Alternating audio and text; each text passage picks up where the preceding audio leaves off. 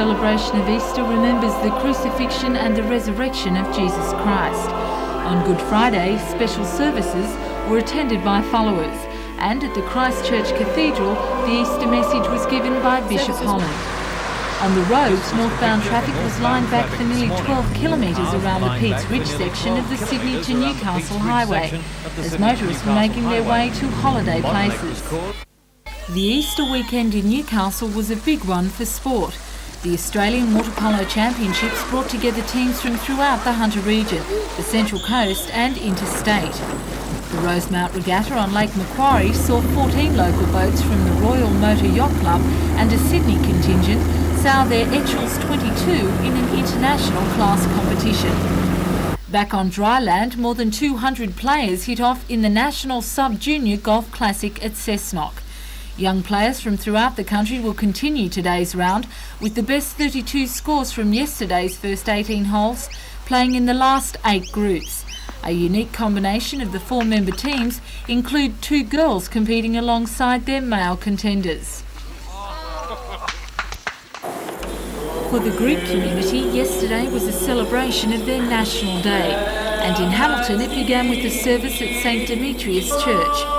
Led by Father Nicholas Servas, the congregation gave thanks for the successful uprising against the Ottoman Empire in 1821, which gave Greeks independence from Turkish rule for the first time in 400 years. Meanwhile, police are warning motorists to drive carefully today, as holiday traffic begins to return home. This year's Easter blitz on the highways has recorded only an average number of bookings, with more than 100 police keeping a round-the-clock watch for speeding drink drivers and other offences, especially on the notorious stretch between the Sydney end of the expressway and Taree.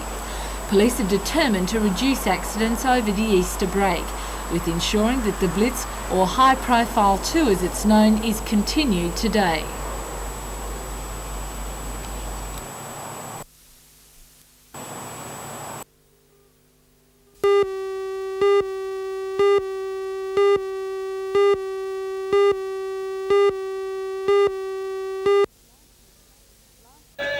Last year's rally from Bourke to Burketown generated intense interest among adventurers eager to pit their native cunning and 20-year-old vehicles against the elements. The brainchild of electronics whiz Dick Smith, all proceeds of the rally go to the Variety Club of Australia to aid children's charities. Money is raised by an entry fee of $3,000, although those participating are encouraged to raise more than this through sponsorship. This year's rally in June has attracted local entrants, including Trevor Drummond and John Osland of Toronto.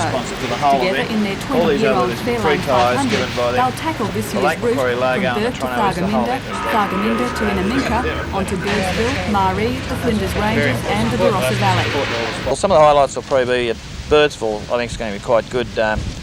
We're taking a tennis net with us to play John Newcombe tennis in the main street, and there's also a concours d'ambulance for the worst looking car that arrives at Birdsville. It's a halfway mark.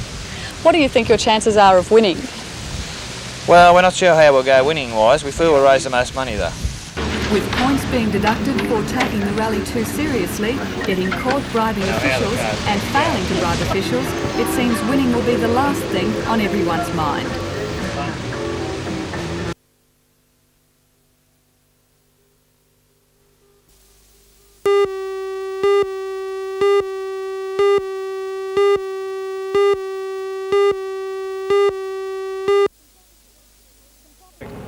Controversy over the choice of a second bridge for the Swansea Channel has emerged as the most contentious issue facing the region.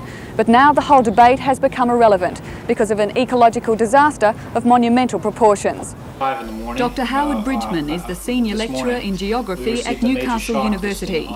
At 1:05 in the morning this morning, there was a major fault zone that slipped on the bottom of the Swansea Channel. You can see the chart here on a seismograph. What happened was that there was a previously unknown fault zone in the channel that dropped several meters. The situation is here. You can see here's the channel itself right here. And what happened was that there's a fault zone that actually extends right across here. And that actually slips straight down like that. And what this means is that the whole channel, whole bottom of the channel, plus a goodly section of the ocean is now a lot lower in terms of level than is Lake Macquarie. What effect will this have on the lake?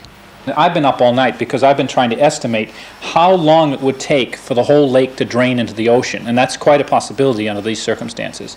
And by my estimation, it'll take about 5 weeks for the whole lake to actually drain out into the ocean itself. Already evidence of a receding waterline abounds. Boats can no longer clear some of the deeper sections of the lake. Some have been left high and dry. Fish are being trapped in shallow pockets around the lake, proving easy pickings for seagulls. Lake users are turning to lighter forms of transport in anticipation of the lake becoming increasingly shallow. While no measures have yet been taken to stop the lake's contents flowing into the ocean, Dr. Bridgman says the process can be arrested. Keep the lake as it is. Basically, there's been a debate about a bridge down here at Swansea. Forget about the bridge now. What you need is a barrier wall, a causeway. And what you have to have is a situation where you can have a road going across the top of the causeway. And in the causeway, if you want to get boats in and out of the lake, you can put a lock. So what I'm going to do is I'm going to put a submission to Lake Macquarie Council and ask them to immediately telex the minister and change all the plans for the Swansea Bridge and to put a barrier, a wall there. What are the ramifications of this to you personally? Well, I don't really care. I live in Wallsend. Here at the Lake Macquarie City Council chambers, the Mayor Jeff Pasterfield has been careful not to overreact to news of the impending disaster. My goodness, I can't believe it. While the council weighs up the pros and cons of building a wall across the Swansea Channel, one question remains to be answered. Will the level really drop any lower than this after April 1st?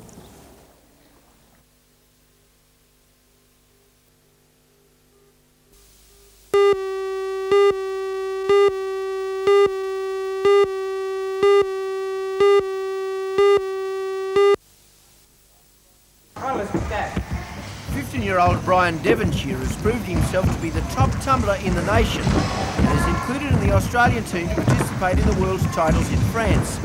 He is part of a three-man squad, the others being 20 and 23 years old, a great achievement. In the girls, Julia Clark at 15 is Australia's top female tumbler.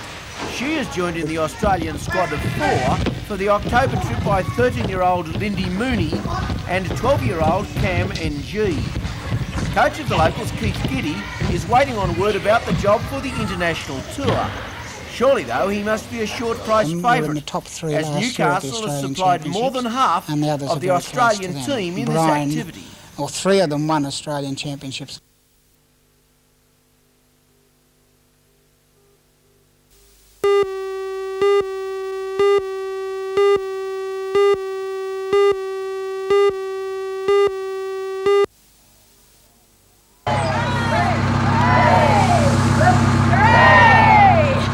To hear the cheers, you'd have thought they were world champions. And as far as the folks of Valentine were concerned, they may as well have been. 63 members of the 94-member City of Lake Macquarie Concert Band went to the National Championships for the first time in Adelaide on the weekend and won the junior section.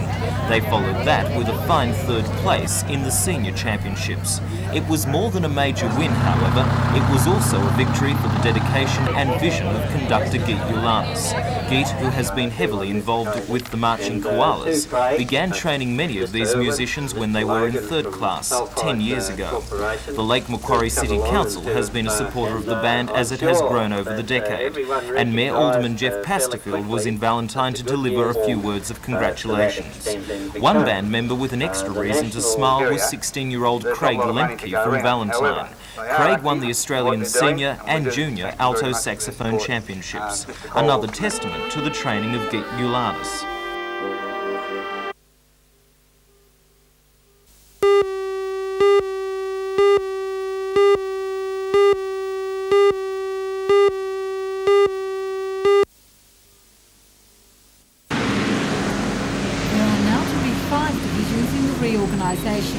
Administrative Services, engineering and construction, health, welfare and building, which now incorporate garbage and sanitary services, planning, and a new department which will incorporate beaches, pools, libraries and museums. The Town Clerk Barry Lewis has been appointed to implement those changes under the opposing eye of the member for Newcastle, Arthur Wade. I think that we're going to probably get a Newcastle Act, and in that Act will be probably a lot of things different to what we see now in today's report. However, spokesman for the citizens group Don Geddes has a different opinion of the new changes and what they'll mean for the Newcastle City administration. Well, I think they're excellent, and the reason why they've been implemented is obviously the administrator recognises the need for someone to have control, and he's recognised the ability of the town clerk as being the person capable of having that control. What's your opinion on Mr Lewis being appointed overseer of the changes despite the recommendation for his sacking last year? I've always accepted Barry Lewis as being a competent officer of the council, and I'm pleased that the administrator, who is a person who has had experience in running councils before as a town clerk, also recognises that ability. Do you think the changes will benefit the city administration? It has to benefit the city administration because it'll make the council itself, that's the people who work for the council, aware as to where the decisions are being made, and it'll enable the council to make decisions without the necessity of it going to a group of aldermen to debate it over weeks and things not being done when they have to be.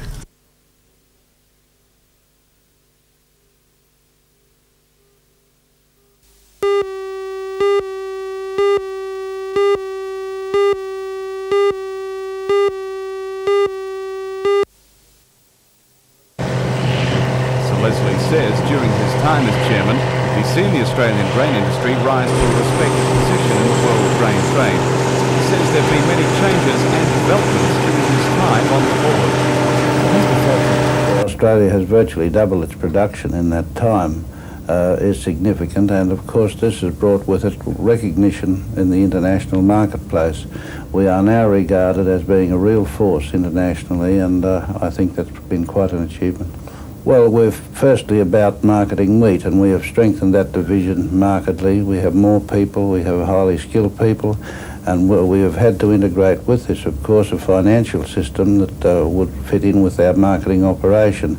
Together with quality control, we've always had quality control, but we've lifted it markedly, and I believe now we offer a range of services to our customers internationally that has really put us on the board. His biggest problem. So Leslie will be succeeded as chairman of the AWB by Clinton Condon. Its problems. The organisation, I believe, is well.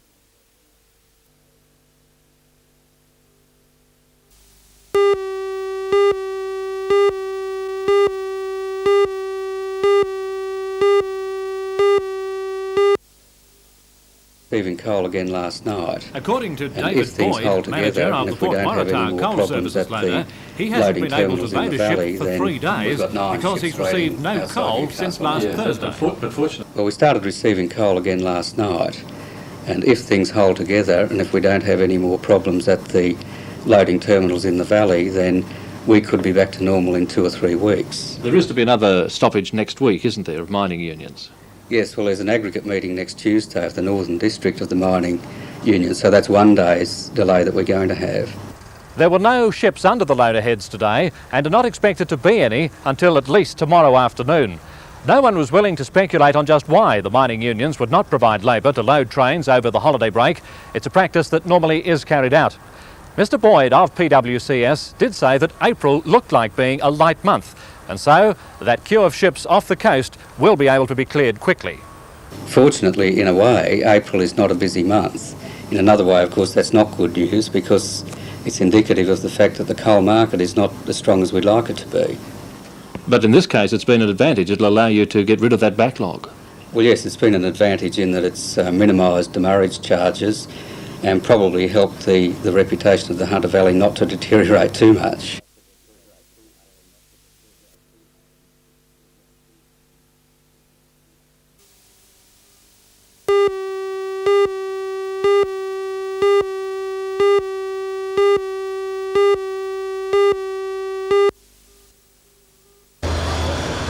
The playgroup has operated at the Technical College for the past 9 years. With 400 children and 200 mothers participating in the group last year, it is said to be the most successful playgroup in the state. But because of the new policy adopted by the Education Department, the technical colleges cut down on non-vocational courses, the playgroup has been told to pack up. But then in January, very unexpectedly, while everyone was away on holidays, they told us that the playgroup was completely finished and they retrenched our coordinator. And after 9 years of being the most successful playgroup and the largest playgroup in New South Wales, our playgroup was just axed, unjustly and unfairly. The playgroup has been told their premises will be bulldozed sometime before October this year. Meanwhile, the mothers say they'll continue to lobby state and local politicians and the public for support.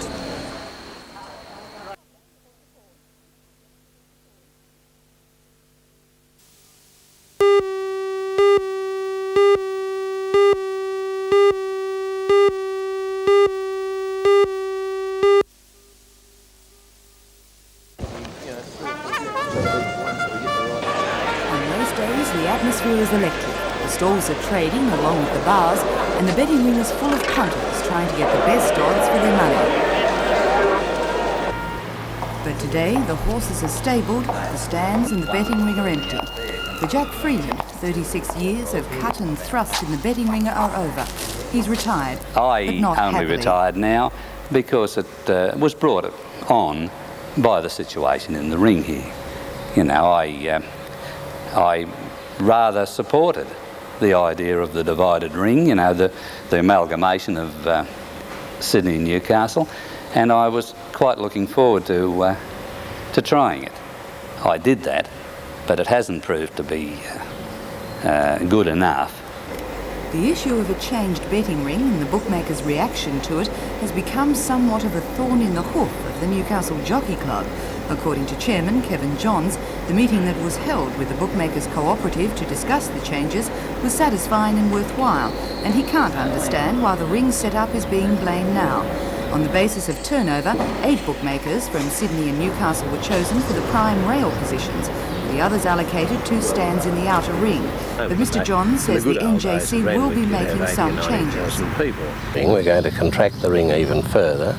We're going to alter the entrance to the ring from the members area so that we try and channel members into the centre of the betting ring, and we're going to move our odds indicator board more in, change the position of the TVs and try and concentrate the people we have within the grasp of the bookmakers we have.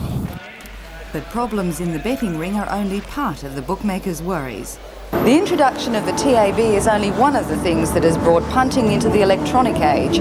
Many bookmakers claim that it's cut into their businesses. Not so, say the TAB. They say that it's only cut out SP or illegal bookmakers.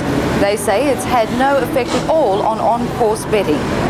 The TAB was formed in this state in 1964 following a royal commission. It then passed into legislation by an Act of Parliament called the Totaliser Off-Course Betting Act. This year they expect to make around $1.7 billion in New South Wales alone, and many bookies feel that some of that has come out of their pockets. If the TAB wasn't here, how would you place your bet? Would you use an SP bookie or would you go out to the course? Oh, I'd go to the course regular, and I would use an SP bookie, yeah. So you probably use both? Yeah. With all those problems, many wonder if there is a future for the bookmaker. Mr Freeman feels provincial racecourse bookmakers will fade out of the picture altogether, leaving only the cities because of population and a more and more sophisticated tote. To a certain extent, NJC Chairman Mr Johns agrees. But I really do feel that bookmakers are a dying race. How do you feel about that? Sad because it's always been part of racing as far as my many years as association is concerned. It'll be a sad day when there's nobody out there calling the odds.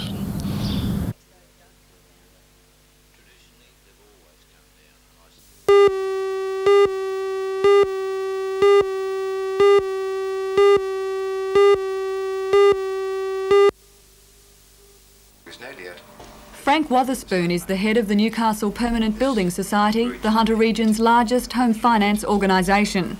He described the government's decision to subsidise the banks in favour of other home lending institutions as rampant discrimination.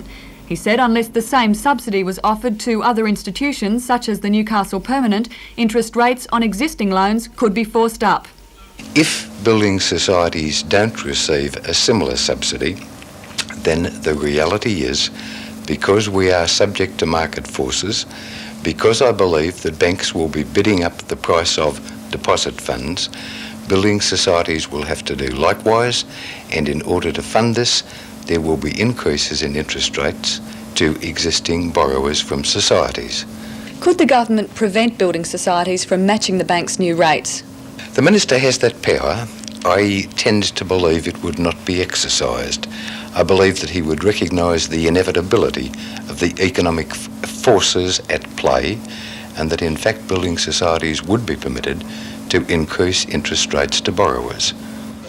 The government's decision to lift the ceiling on interest rates for home loans from banks has been defended by the member for Charlton and chairman of the Caucus Economic Committee, Bob Brown.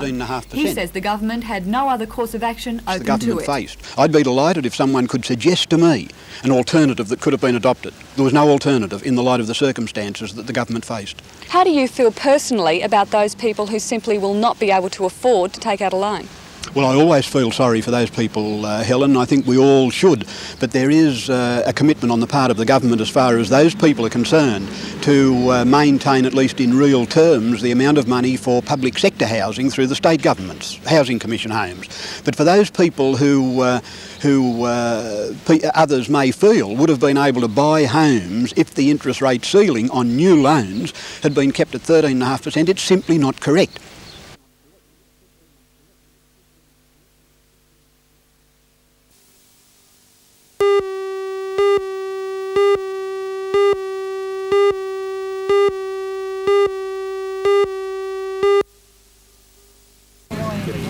Displays of irrigation and farming equipment, experimental seed varieties from the leading seed manufacturers, and fruit packaging gear from fruit growers from the Hunter Valley, Central Coast and Sydney region. A series of seminars was also held throughout the day, underlining the importance of conservation farming through correct use of windbreaks and soil conservation methods. Steve from the Department of Agriculture says the machinery, the more machinery you have, the more you can do the job. The people will be seeing during the field day. Well, some of the features that we've got here are equipment that's designed for minimum tillage. We've got people that are displaying windbreaks, both naturally growing trees and also artificial material. Micro-irrigation, which all goes hand in hand with this sort of not disturbing the soil and washing it all away. And what's the Department of Ag's involvement with today's field day? Well, our involvement has been growing the crops for the seed companies. We have the 4 major vegetable seed companies here, plus some tomato varieties that we're evaluating against the standard lines, and generally sort of being the catalyst which has got the day off the ground. Jim, how different is this sort of field day set up to the larger ones around the state? Right, what we've aimed to do is really to copy the larger field days, the Oranges and the Gunnedah days, but we've catered for the horticulturalist. We're looking at smaller size tractors, we're looking at drip type irrigation and micro irrigation. We've looked at smaller size equipment, and it's certainly served a need because this is the 3rd year that we've held it here, and we're getting a lot of people coming and talking about it and being interested in what the manufacturers and the suppliers have on display.